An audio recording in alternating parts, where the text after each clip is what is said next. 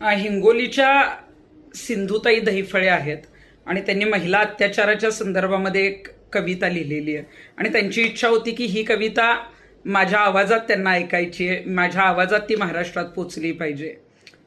तर ती मी कविता नक्कीच वाचून दाखवते.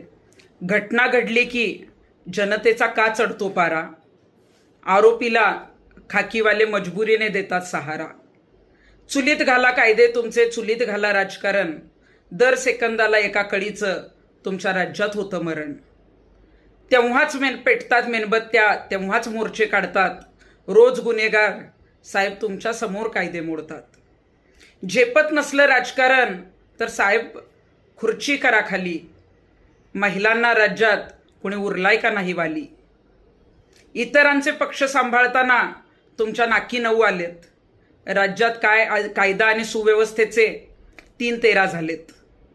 किडे मुंग्या मारल्यागत दिवसा माणसांचे खून होतात, हत्यारासह आयटीत गुन्हेगार हसत जेलमध्ये जातात. गुन्हेगार कुठल्या तरी पक्षाच्या जवळचा असतो, पोरींचा बाप मात्र न्यायासाठी गुन्हा नोंदवून बसतो. लेकी बाळींच्या सरणावरती पुढाऱ्यांची रांग लागते, हात पाय धरून माय लेकीसाठी न्याय मागते. मुली सांभाळणं साहेब आता गोष्ट नाही साधी, भाऊ बाप काका आजा घरातच आहे घर का भेदी. दिल्ली कोपर्डी हाथरस बदलापूर आणि ताजी घटना भोर, आणि गावागावात हजारो खुले फिरत आहेत हरामखोर. अंत होईल साहेब नारी शक्तीचा, अंत नका पाहू, एक दिवस या देशाचा गाडा आम्ही ताकदीनं वाहू.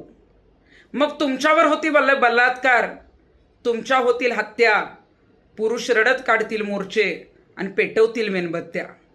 फक्त स्त्रीची मागणी आहे, बलात्कारी दिसता क्षणी मारा. फक्त स्त्रीची एवढीच मागणी आहे की बलात्कारी दिसता क्षणी मारा. मग एकटेच 1000 वर्ष साहेब तुम्ही सुखानं राज्य करा, तुम्ही सुखानं राज्य करा.